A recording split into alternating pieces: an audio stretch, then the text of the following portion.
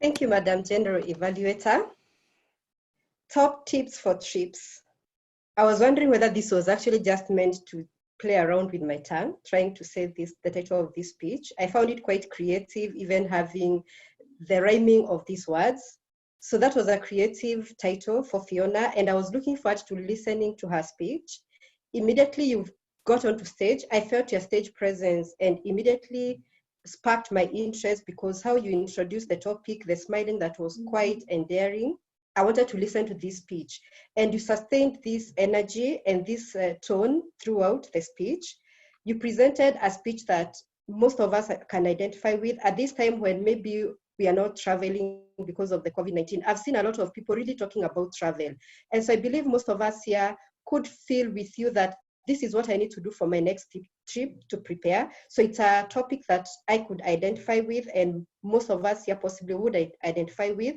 You also used personal experience and the lessons that you've learned through these personal experiences, so that between what you are saying you research and what you have found out, I felt that then this was seeming more practical because you're telling us about how you have encountered this level of information through your own personal experience.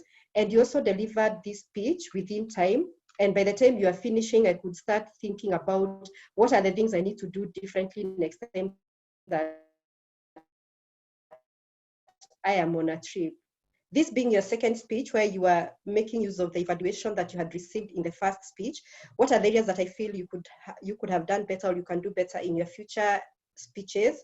One of them is that you are swinging as you are speaking. Yes, you are standing like me, but you kept swinging around. So I suggest that you work on looking at yourself in the mirror when you're practicing your speech, possibly recording this, and this could help you note the body language and be more conscious of it when you're presenting in future.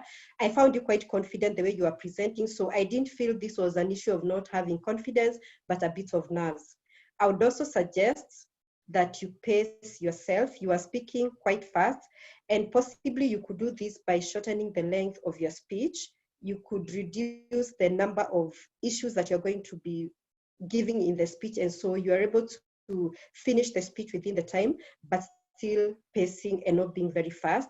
And lastly, the thing I would also want to recommend that you continue working on, which was also suggested in the last evaluation, is about tone of variation. Much as you are quite confident and your vocal was really good, there was no variety. Like, for example, when you talked about the flight being cancelled, I believe that was not a really exciting experience. So you could have slowed down to let us feel with you how it felt when the flight was cancelled.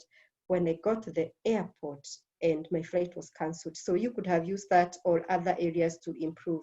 Otherwise, I really loved your speech, and I recommend you go to your next speech as you keep working on the areas of improvement that I have pointed, and I'll give you a better evaluation in the written. Thank you so much for that information on tip tops for trips. Thank you.